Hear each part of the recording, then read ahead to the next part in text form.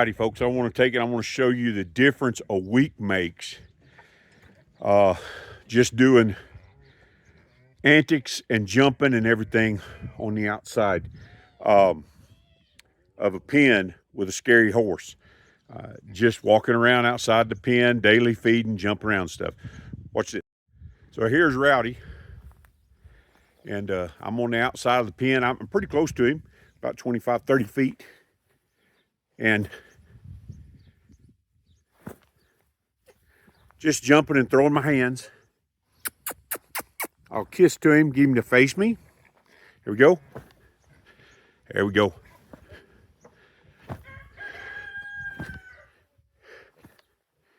That, in my book, is progress. And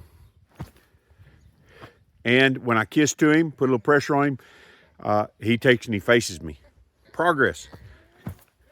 And that's just every day doing a little something outside the pen. I try to catch him off guard and do the same thing. You can see him kind of jump there, but he's getting a lot better. He's gonna eventually just figure out that all the stuff I do is just part of everyday life here on the homestead. I've been buying carrots. I think these cost like $2. But it's been a really good method and snack to find favor with old Rowdy. I'm gonna go give him a carrot now.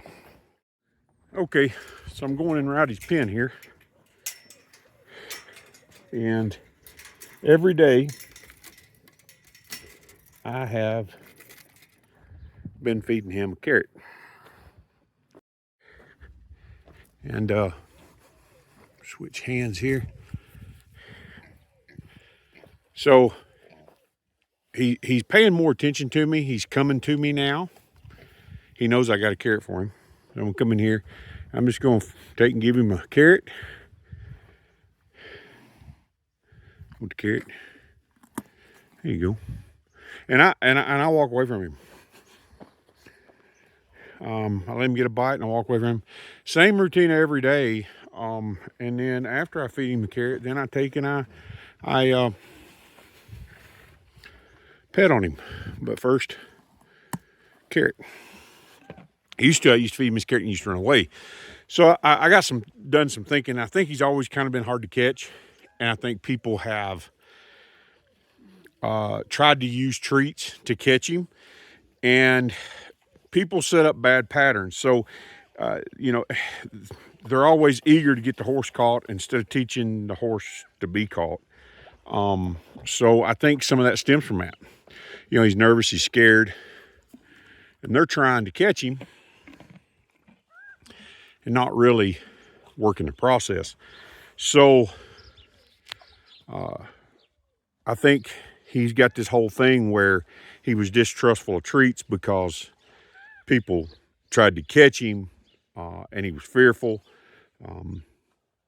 and from just being subjected to pressure, I believe.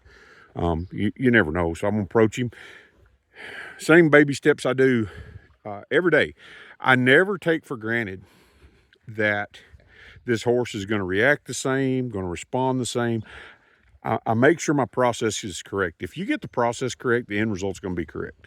And I've been working him, Good boy. Good boy, yeah. There we go.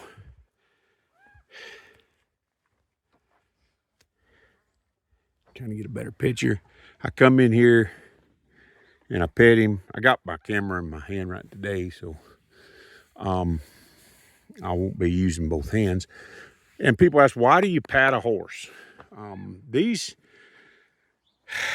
You're smacking the horse. I'm not smacking the horse. I'm patting the horse. It sounds kind of loud on camera because these microphones pick up sharp sounds.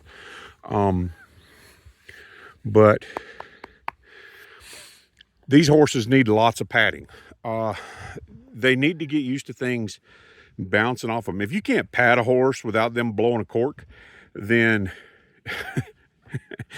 life packing, going through the woods is going to be treacherous for them, and they're going to get you killed. So with just this one hand here, I'm going to ask him to just drop his head here.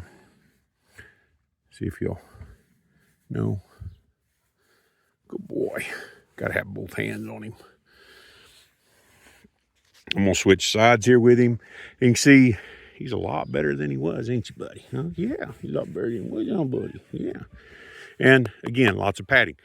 Padding desensitizes the horse. And the other thing that you want to do is stuff like padding, desensitizing.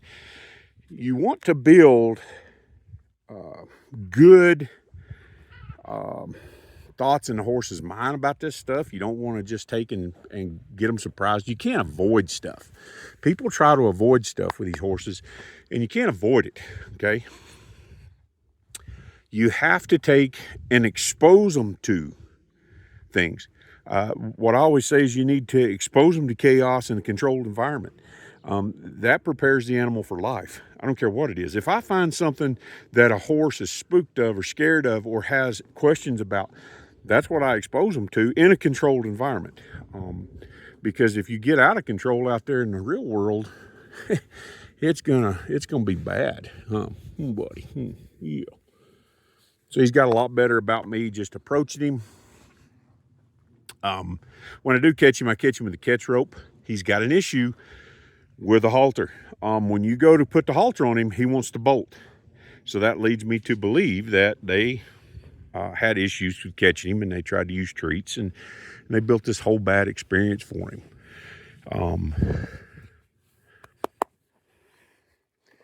So when I do catch him, I catch him with a catch rope, and then I put the halter on him. Don't have as many issues. Just little things that you find, little nuances that you can take and fix when you're working with a horse. You know, it's every day. I'm in here every day with him, working him every day, desensitizing him every day. And what I mean by work right now, all I'm doing is just getting him to where he'd be caught. He's not bolting, and he's okay with me being in his presence. That's working. You know, that's training. So I come in here, let him smell me, touch him, and before I leave, I'll get off camera. I'll get him to drop his head. Got him dropping his head real good.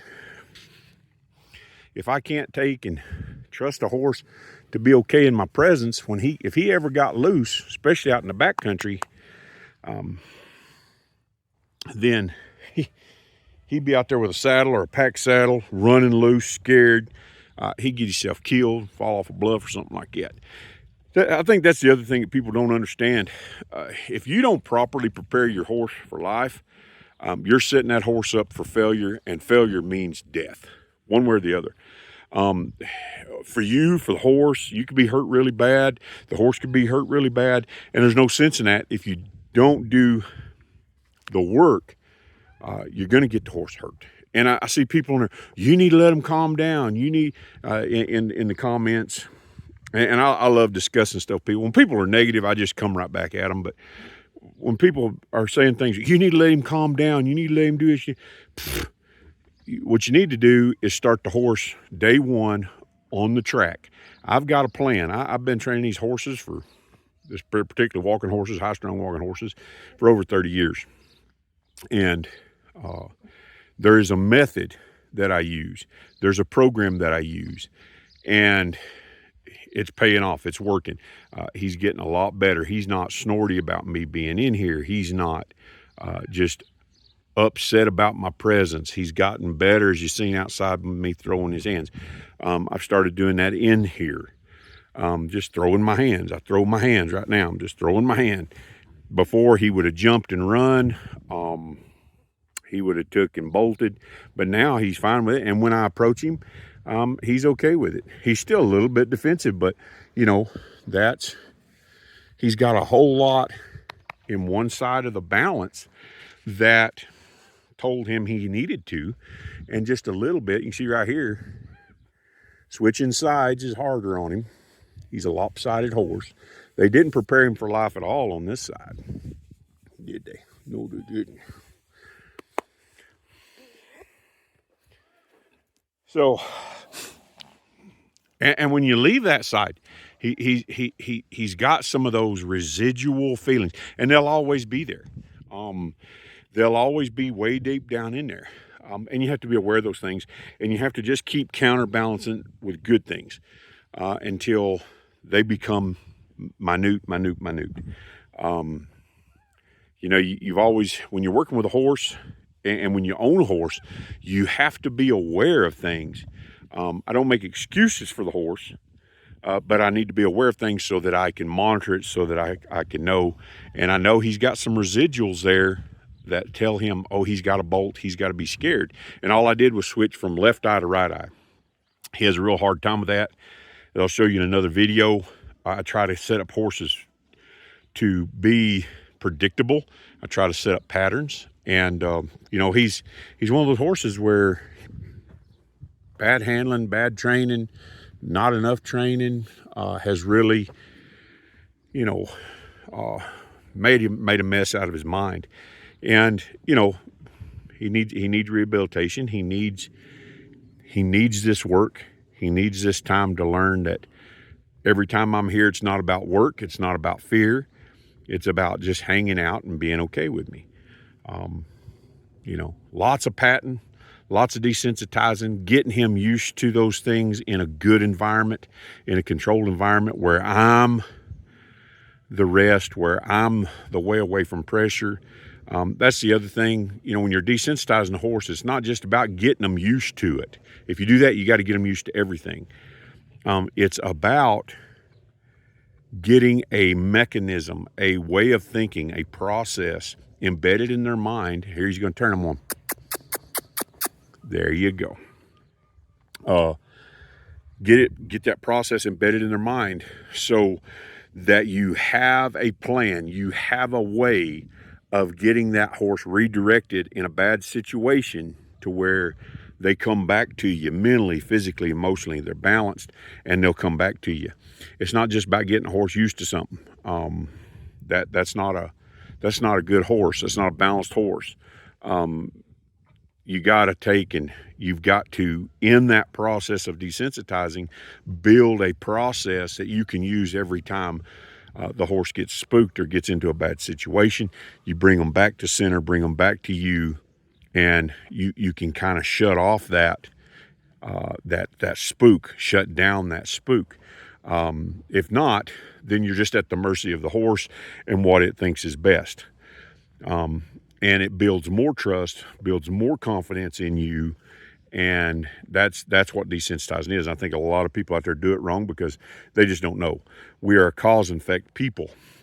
We think if we do this, we get that. No, there's little nuances that you have to be aware of, that you have to take and you have to watch. And I'll talk about some of those when I'm working him. There's just little things that you have to take into consideration. It's not just about what you can get by with a horse or what they're used to.